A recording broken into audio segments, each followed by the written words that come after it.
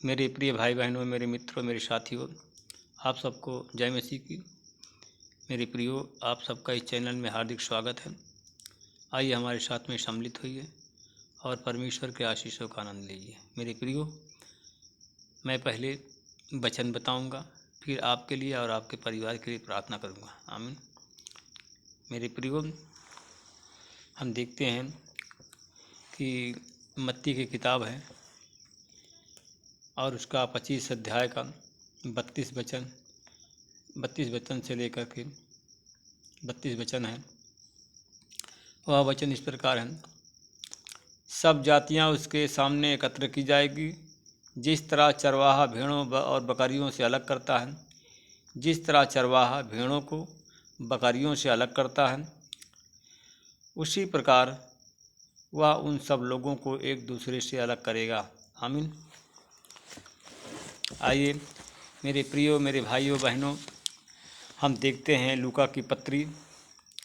हम देखते हैं कि यीशु ने एक व्यभिचारिणी स्त्री को क्षमादान किया था और उसके पापों को क्षमा किया था। क्योंकि हम देखते हैं यीशु जैतून के पहाड़ पर गया, वह सवेरे फिर मंदिर में आए और सब चेले उनके साथ में आए और वह बैठकर उन्हें उपदेश देने लगा। तब शास्त्री और फरीसी एक स्त्री को लाए। वह स्त्री व्यभिचार में पकड़ी गई थी। उन्होंने उसको बीच में खड़ा किया और यीशु से कहा कि हे गुरु, यह स्त्री व्यभिचार करते हुए पकड़ी गई थी। धर्म व्यवस्था में मूसा ने हमें आज्ञा दी है कि हम ऐसी स्त्रियों को पत्थर वाह करें, परंतु आप स्त्री के विषय में क्या कहते हैं? उन्होंने यीशु को परखने के लिए यह बात कही। वो लोग यीशु की परीक्षा लेना चाहते थे और यह देखना चाहते थे यीशु इनके साथ में कैसा बर्ताव करेंगे, क्योंकि ताकि यीशु पर दोष लगाने के लिए उनको कोई बात निकल आए। वह यीशु पर दोष लगाना चाहते थे, परंतु यीशु ने झुककर उंगली से भूमि पर लिखने लगा। जब वे यीशु से पूछते ही रह गए, पूछते पूछते थक गए, तब यीशु ने सीधे खड़े होकर के उनसे कहा, तुम में से जो निष्पाप हो, निष्कलंक हो, निरपराधी हो, वही पुरुष सबसे पहला पत्थर मारेगा। वह फिर झुक करके भूमि पर उंगली से फिर लिखने लगे। मेरे प्रियो, मेरे भाई, मेरे साथियों, जब उन्होंने यीशु की यह बात सुनी, तब बड़ों से लेकर छोटों तक एक एक करके सब चले गए और एक दूसरे से पूछने लगे क्या आपने पाप किया है? उसमें से सारे लोग पापी निकल गए और यह देखकर सब लोग चले गए। यीशु अकेले रह गए और वह स्त्री वहीं बीच में खड़ी रही। मेरे प्रियो, मेरे साथियों, यीशु ने सीधे खड़े होकर उससे पूछा कि हे नारी, वे लोग कहाँ गए जो तुमको पकड़कर यहाँ तक पर लाए थे? तब किसी ने और उन्हें दंड की आज्ञा न दी। उसने उस स्त्री से कहा, उस स्त्री ने यीशु से कहा कि हे प्रभु, किसी ने नहीं हमको दंड दिया। तो यीशु ने कहा, मैं भी तुझे दंड नहीं दूंगा, क्योंकि आज्ञा नहीं देता है, जा फिर से तू पाप न करना। मेरे प्रियो, मेरे साथियों, मेरे प्यारे भाई बहनों, अगर आप पाप करते हैं तो परमेश्वर आपके पापों को क्षमा करने के लिए तैयार है। आप अपने पापों की क्षमा मांगे। जैसे वह स्त्री को उन्होंने क्षमा किया था, वैसे ही आपके पापों को क्षमा करेगा। मेरे प्रियो, मेरे साथियों, क्योंकि वह कहा था कि मैं भेड़ों को अलग और बकरियों को अलग रखूँगा। मेरे प्रियो, मेरे साथियों, अगर आप पाप करते हैं, परमेश्वर की आज्ञाओं को नहीं मानते हैं, तो मेरे प्रियो, परमेश्वर आपको अलग कर देगा। एक को अपने साथ में रखेगा और दूसरे को अलग करेगा। उस पर शैतान हमला करेगा, दंड करेगा आपके यहाँ रोना चिल्लाना मच जाएगा। मेरे प्रियो, मेरे साथियों, जैसे उस स्त्री ने क्षमा मांगा था उसी प्रकार आप भी अपने पापों की क्षमा मांगें, जिससे परमेश्वर आपको क्षमा कर दे, आपका पाप निष्कलंक और निरपराध हो जाए, जिससे आप दंड से बच जाएं। आइए हम सब प्रार्थना करें जिससे परमेश्वर हम सबको क्षमा कर दें। अनुग्रहकारी पिता, मैं आपका धन्यवाद करता हूँ, आपके चरणों में फिर आता हूँ। मैं उन भाई बहनों के लिए प्रार्थना करता हूँ परमेश्वर पिता, जो लोग अपने आज पापों की क्षमा मांग रहे हैं। परमेश्वर पिता, चाहे उनके पाप काले रंग के हों, नीले रंग के हों, जैसे आपने उस स्त्री को पापों को क्षमा किया था, वो निरपराध उसको किया था और उसको बचाया था।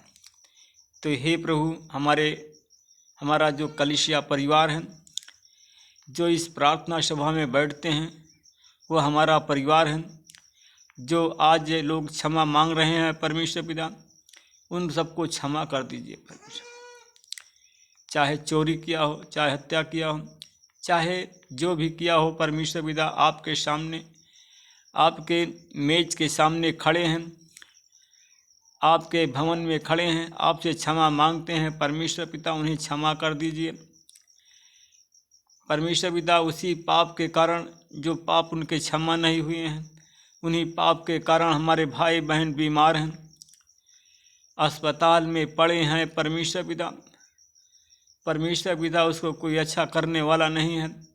तो हे प्रभु, अपना हाथ को बढ़ाइए, हमारे भाई बहनों को अच्छा कर दीजिए, जिससे वे तेरे नाम की महिमा और बड़ाई करें परमेश्वर पिता। परमेश्वर पिता, मैं उन भाई बहनों के लिए प्रार्थना करता हूँ परमेश्वर पिता। परमेश्वर पिता, जिनके आंसू गिर रहे हैं, रो रहे हैं, उनके शरीर में दर्द, पीड़ा, वेदना हो रही है परमेश्वर पिता। परमेश्वर पिता, तू दया का धनी है, चंगा करने वाला परमेश्वर है। हे परमेश्वर, धे दया के धनी परमेश्वर, जो हमारे भाई बहन बीमार हैं, उनकी बीमारियों को आज तेरे क्रूस पर देता हूँ, उन पर तेरी आशीष को बोलता हूँ। हे परमेश्वर, मेरी प्रार्थना को सुन। जो आज पेट के रोगी हैं, उनके पेट में गैस बना हुआ, खाना अच्छा खा नहीं पा रहे हैं, उनको नींद अच्छी नहीं आ रही है परमेश्वर पिता, क्योंकि उनके पाप क्षमा नहीं हुए हैं। उनको आपने दंड दे दिया है, उसी दंड के कारण परमेश्वर पिता वो रात में सो नहीं पा रहे हैं, उनको नींद अच्छी नहीं आ रही है।